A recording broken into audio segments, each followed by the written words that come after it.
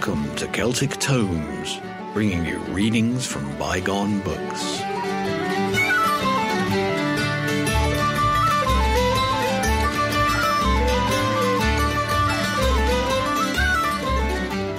Welcome to Celtic Tomes, bringing you readings by Gary and Ruth from the classic books of Celtic lore and study. Book 2, Chapter 1 of British Goblins, Welsh Folklore, Fairy Mythology, Legends and Traditions.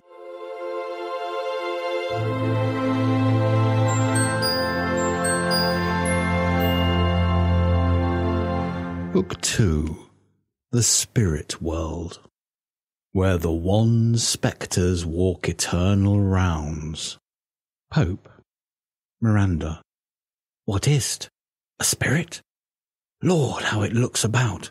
Believe me, sir, it carries a brave form, but 'tis a spirit. Shakespeare. Tempest. Chapter 1. Modern superstitions regarding ghosts, including American spiritualism, Welsh beliefs, classification of Welsh ghosts, departed mortals, haunted houses, Lady Stradling's ghost, the Haunted Bridge, the legend of Catrin Gwynn, didactic purpose in Cambrian apparitions, an insulted corpse, duty-performing ghosts, laws of the spirit world, and Cadogan's ghost. Section 1. In an age so given to mysticism as our own, it is unnecessary to urge that the Welsh as a people are not more superstitious regarding spirits than other peoples.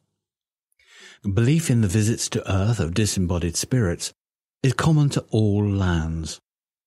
There are no doubt differences in the degree of this belief, as there are differences in matters of detail. Where or how these spirits exist are questions much more difficult to the average faith than why they exist. They exist for the moral good of man. Of this there prevails no doubt. The rest belongs to the still unsettled science of the unknowable. That form of mysticism called spiritualism by its disciples is dignified to the thoughtful observer by being viewed as a remnant of the primeval philosophy. When we encounter, in wandering among the picturesque ghosts of the Welsh Spirit-World, last century stories displaying details exactly similar to those of modern spiritualism, our interest is strongly aroused. The student of folklore finds his materials in stories and beliefs which appear to be of a widespread family, rather than in stories and beliefs which are unique, and the spirit of inquiry is constantly on the alert in following the details of a good old ghost story, however fascinating it may be in a poetic sense. The phantoms of the Welsh spirit world are always picturesque. They're often ghastly. Sometimes they're amusing to the point of risibility, but besides they are instructive to him whose purpose in studying is to know. That this age is superstitious with regard to ghosts is not wonderful. All ages have been so. The wonder is that this age should be so, and yet be the possessor of a scientific record so extraordinary as its own. An age which has brought forth the magnetic telegraph, steamships and railway engines, sewing machines, mowing machines, gaslight, and the innumerable discoveries and inventions of marvellous utility, not to allude to those of our own decade, should have no other use for ghostology than a scientific one. But it would be a work as idle as that of the Goblins themselves to point out how universal among the most civilized nations is the superstition that spirits walk. The controls of the modern spiritualist seance have the world for their audience. The United States, a land generally deemed, at least by its inhabitants, to be the most advanced in these directions of any on God's footstool, gave birth to modern spiritualism. Its disciples there compose a vast body of people, respectable and worthy people in the main, as the victims of superstition usually are, among whom are many men of high intellectual ability. With the masses, some degree of belief in the spirits is so nearly universal that I need hardly qualify the adjective. In a country where there is practically no such class as that represented in Europe by the peasantry, the rampancy of such a belief is a phenomenon deserving of close and curious study. The present work affords no scope for this study, of course, but I may here mention in further illustration of my immediate theme the constant appearance in American communities of ghosts of the old-fashioned sort. Especially in the New England states, which are notable for their enlightenment, are ghost stories still frequent, such as that of the haunted schoolhouse at Newburyport, Massachusetts, where a disembodied spirit related its own murder, of the ghost of New Bedford, which struck a visitor in the face, so that he yet bears the marks of the blow, of the haunted house at Cambridge, in the classic shadow of Harvard College. It is actually on record in the last-named case that the house fell to decay on account of its ghastly reputation, as no one would live in it. That a tenant who ventured to occupy it in 1877 was disturbed by the spirit of a murdered girl, who said her mortal bones were buried in his cellar, and that a party of men actually dug all night in that cellar in search of those bones, while the ghost waltzed in a chamber overhead. The more common form of spirit peculiar to our time appears constantly in various parts of the country. It is continually turning up in the American newspapers, rapping on walls, throwing stones, tipping over tables, etc. Mediums of every grade of shrewdness and stupidity, and widely differing degrees of education and ignorance, flourish abundantly. Occasionally, where revelations of murder have been made to a mortal by a spirit, the police have taken the matter in hand. It is to be observed as a commendable practice in such cases that the mortal is promptly arrested by the police if there has really been a murder, and when the fact appears, as it sometimes does, that the mortal had need of no ghost to tell him what he knows, he is hanged. Section 2. The Welsh dearly love to discuss questions of a spiritual and religious nature, and there are no doubt many who look upon disbelief herein as something approaching paganism. That one should believe in God and a future life, and yet be utterly incredulous as to the existence of a mundane spirit world, seems to such minds impossible. It is not many years since the clergy taught a creed of this sort. One must not only believe in a spiritual existence, but must believe in that existence here below, must believe that ghosts walked and meddled and made disagreeable noises. Our friend, the Prophet Jones, taught this creed with energy.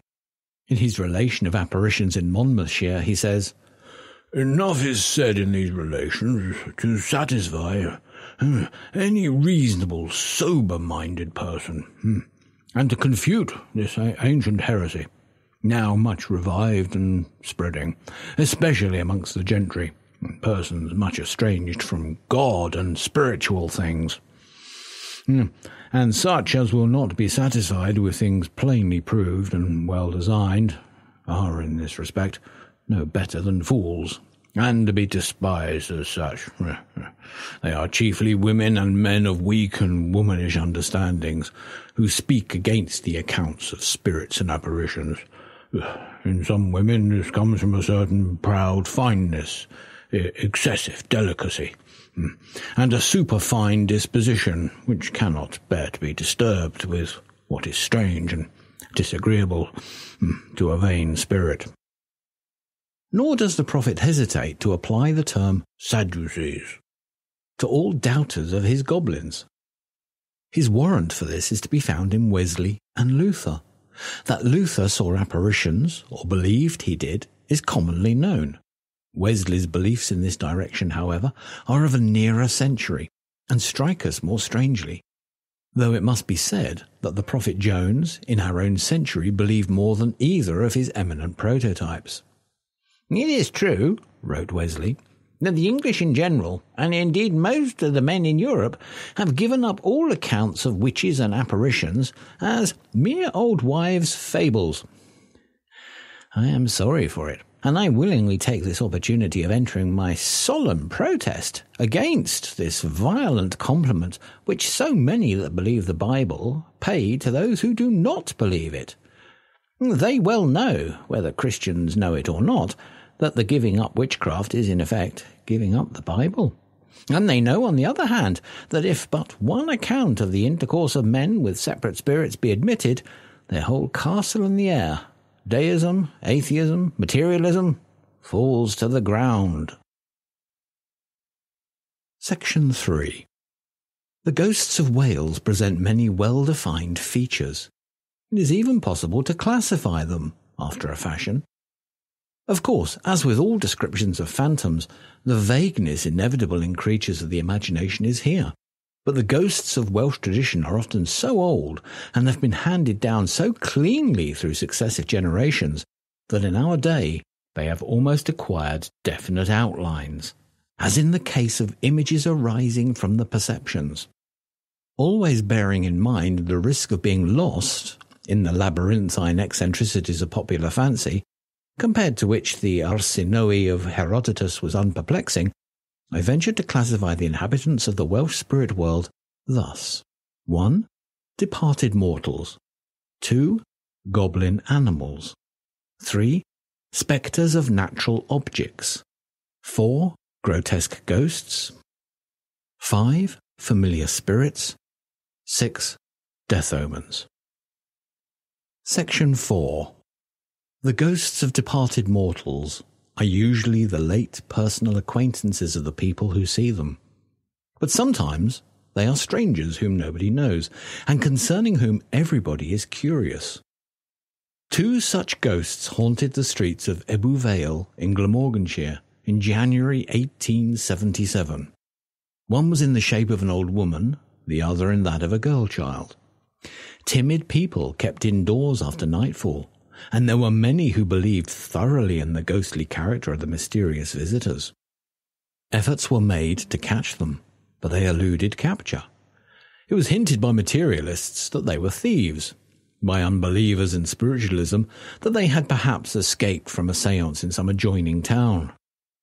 These ghosts, however, are not very interesting.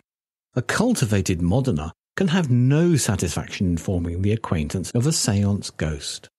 It is quite otherwise in the case of a respectable old family goblin which has haunted a friend's house in the most orthodox manner for centuries. Such ghosts are numerous in Wales and quite faithfully believed in by selected individuals. Indeed, one of the highest claims to a dignified antiquity that can be put in by a Welsh family mansion is the possession of a good old-fashioned blood-curdling spectre, like that, for example, which has haunted Dyffryn House, a handsome stone manse near Cardiff, for the past 200 years and more. This is the ghost of the doughty Admiral Sir Thomas Button, famed in his day as an Arctic explorer. Since his death, he has faithfully haunted, so the local farm folk say, the cellar and the garden of Dyffryn House, where he lived, when he did live, which was in the 17th century. He has never been known to appear in hall or chamber of the mansion within the memory of man, but has been seen hovering over the beer butt or tun in the cellar, commemorated in his name, and walking in the flower garden of a fine windy night. It is noteworthy that in Wales it is by no means necessary that a house should be tenantless, mortally speaking, merely because a ghost haunts it. The dreary picture of desolation drawn by Hood, the all-sufficient explanation of which was, "The place is haunted," would not recall the smug tidiness of Dyffryn House, whose clean-cut lawns and well-trimmed hedges are fit surroundings of a mansion where luxurious comfort reigns. A ghost which confines itself to the cellar and the garden need disturb neither the merrymaking nor the slumbers of the guests.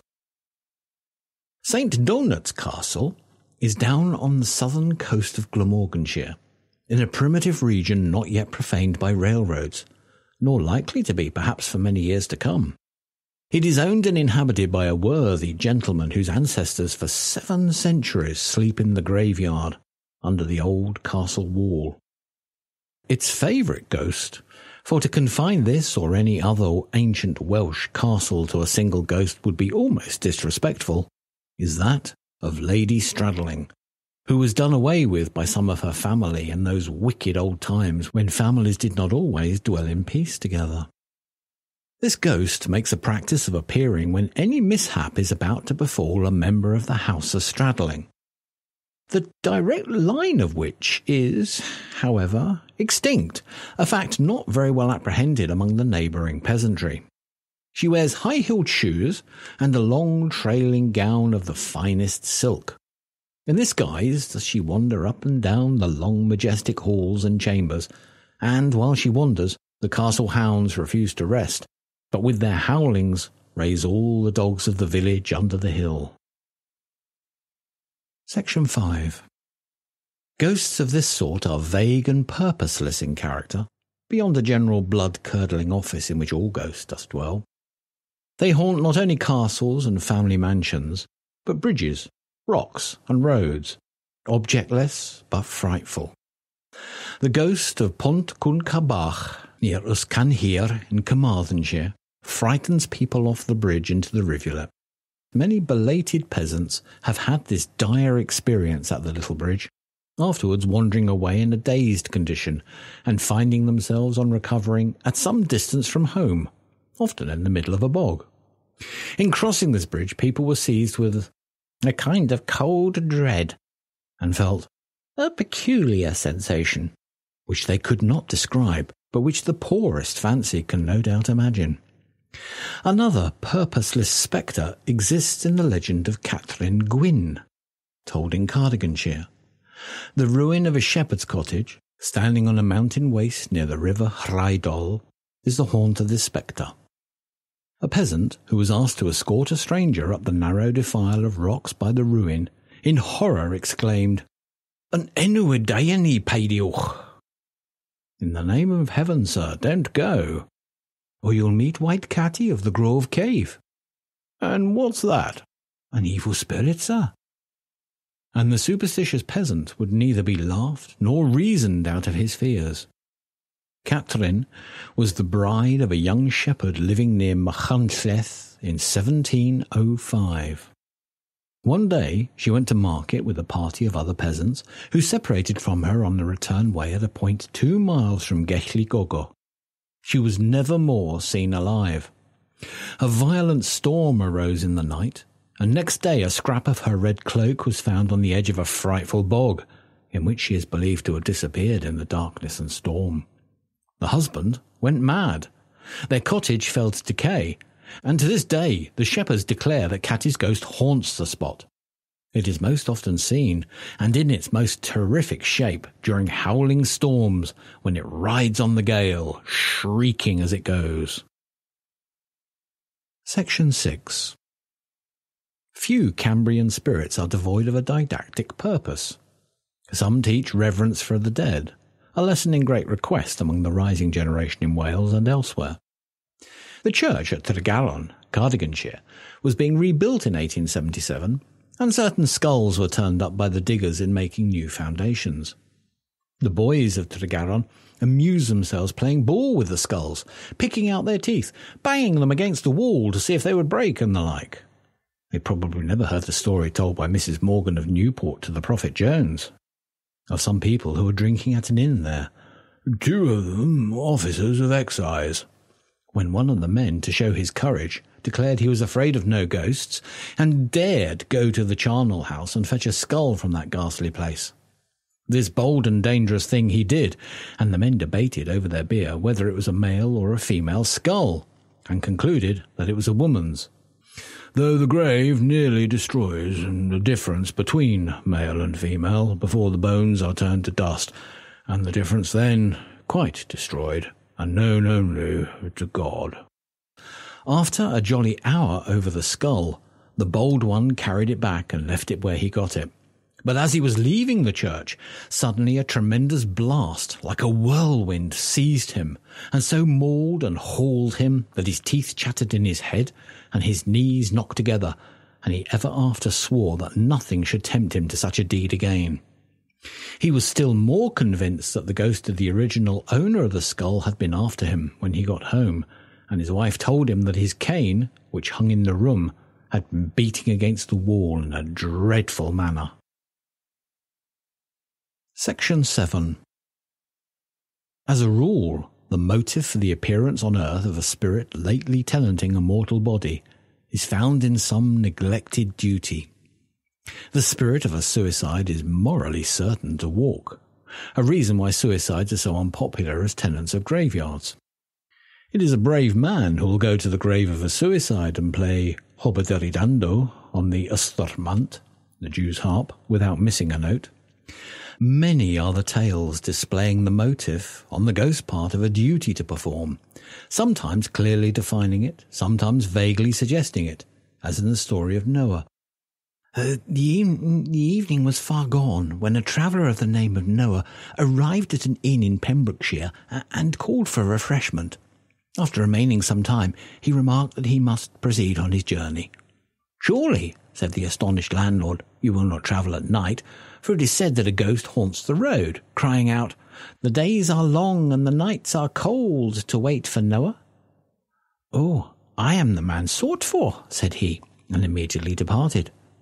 But, strange to say, neither Noah nor the ghost was ever heard of afterwards.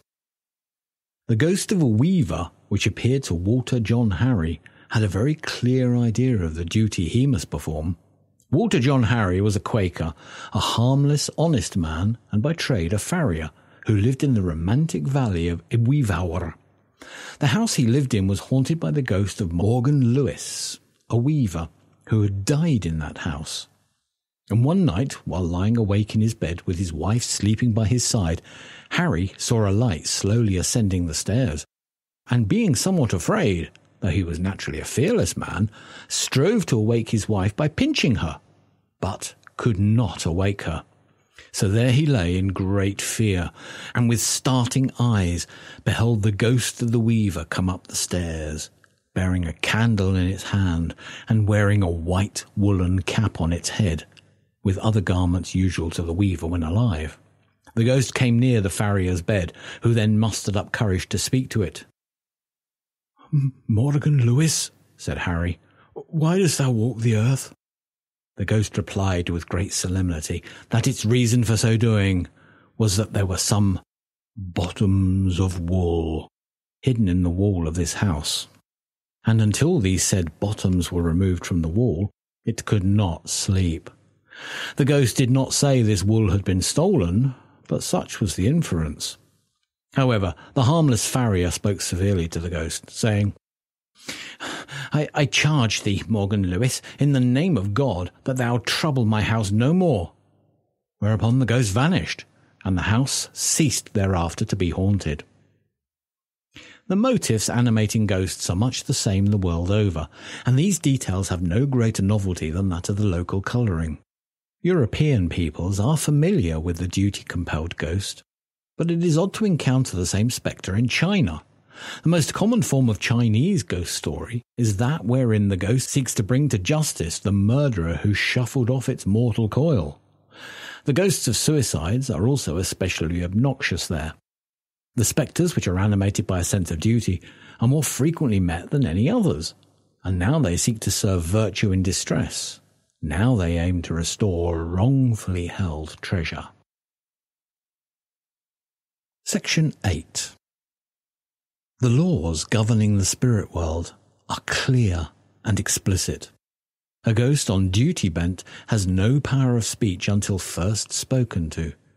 Its persistency in haunting is due to its eager desire to speak and tell its urgent errand. But the person haunted must take his courage in both hands and put the question to the issue. Having done so, he is blocked for the end of the business, be it what it may. The mode of speech adopted must not vary in addressing a spirit. In the name of the Father, Son, or Holy Ghost it must be addressed, and not otherwise. Its business must be demanded. 3 times the question must be repeated, unless the ghost answer earlier. When it answers, it speaks in a low and hollow voice, stating its desire, and it must not be interrupted while speaking, for to interrupt it is dangerous in the extreme. At the close of its remarks, questions are in order. They must be promptly delivered, however, or the ghost will vanish. They must bear on the business in hand. It is offended if asked as to its state, or other idle questions born of curiosity. Neglect to obey the ghost's injunctions will lead to much annoyance and eventually to dire results. At first, the spirit will appear with a discontented visage, next with an angry one, and finally with a countenance distorted with the most ferocious rage. Obedience is the only method of escape from its revenge. Such is a resume of the laws. The illustrations thereof are generally consistent in their details. The story of Cadogan's ghost is one of many in kind. Thomas Cadogan was the owner of a large estate in the parish of Llanfihangel Llantarnam, and being a covetous man did wickedly remove his landmarks in such a way as to absorb to himself part of the land of a widow, his neighbour. After his death, this injustice troubled him, and as a certain woman was going home one night, at a stile she passed over, she met Cadogan's ghost.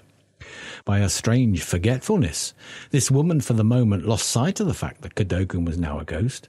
She had momentarily forgotten that Cadogan was dead. "Mr. Cadogan," said she with ungrammatical curiosity, "what does you here this time of night?" To which the ghost answered, "I was obliged to come." It then explained the matter of the landmarks and begged the woman to request a certain person, whom it mentioned, to remove them back to their proper places, and then the ghost vanished. At this unexpected termination of the interview, the woman suddenly recollected Cadogan's death and fell into a state of extreme terror. She, however, did as the ghost had bidden her, and Cadogan walked no more.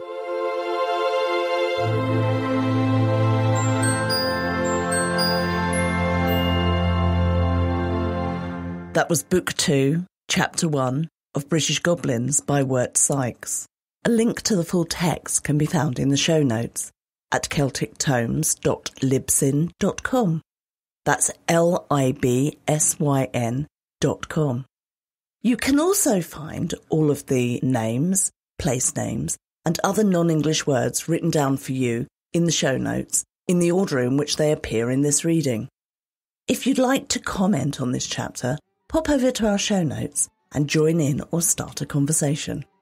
If you've enjoyed this podcast, why not try our sister podcast, the Celtic Myth Pod Show, which brings the stories of ancient Celts to life with narrative and drama, as well as bringing you modern Celtic music, stories and information. Find the Celtic Myth Pod Show in all the places where the best podcasts hang out, or on our website at celticmythpodshow.com. You've been listening to Celtic Tomes, read by Gary and Ruth.